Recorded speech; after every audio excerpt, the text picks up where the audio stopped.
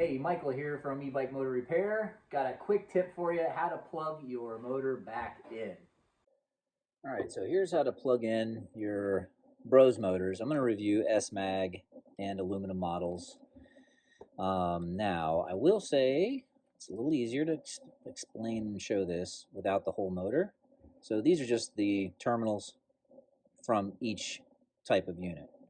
This is from an S-Mag. This is from all other S and T models. And, you know, the principles are going to be the same, either one. They've actually got some of the same pattern receivers here. And many of the wires and harnesses and assemblies are the same across the board for, you know, each type of motor. Now, every bike manufacturer might configure these a little differently, but the principles are going to be pretty much universal. So one of the first things I'll review here is with plugging your power back in. It's pretty simple, but I have seen some people not push this all the way back in. Right here, we'll click onto this little lock right here.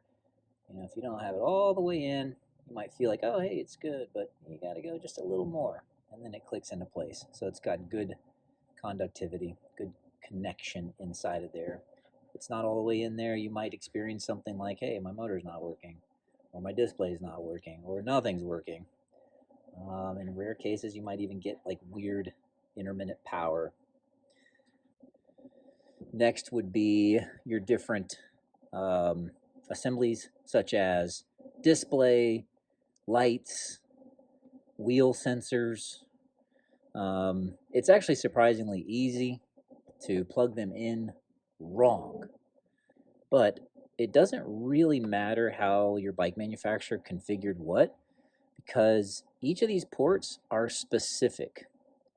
If you look down in there, you can see, little channels, and each one's unique. So depending on how your bike manufacturer configured your bike, it might just have a wheel sensor, might have a wheel sensor and a display, but it doesn't matter, because all you have to do is look inside and find the corresponding pattern. So look there. Now, when you're plugging these in, you make sure that they're both in the right orientation and the right hole. And when you connect them, sometimes they'll go down and make a bit of a click. But if you look, there's just a little bit more to go. That one little bit, that audible snap, that means it's secured into place. Okay, so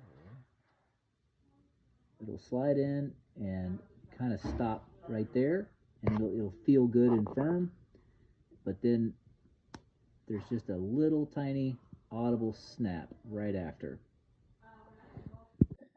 Symptom of this wheel sensor not being plugged in right: you get it about 5, 6, 7, 8 cranks, and your assist will cut out.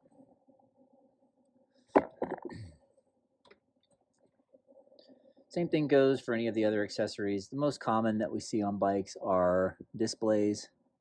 And same thing, these flat plugs have a corresponding pattern, just like the receiver. And the same thing for those as well. Nice little snap. Pull this real close so you can hear. That means it's secured in position. And again, surprisingly easy to put these in the wrong holes, get them backwards. Most common is they're in backwards. We see that a lot. See, I can force that in, and you think, oh, good, it's right where I pulled it out of, but it's actually upside down, which means you've reversed its positives and negatives, so it's not going to be transmitting information right. While we're on this topic, A lot of people will get everything plugged back in right, leave their bike in the stand, give a few cranks, and no power. That's because you got to take it out of the stand and give it some real world testing. They need to have feedback for the torque sensors to actually pick up any torque.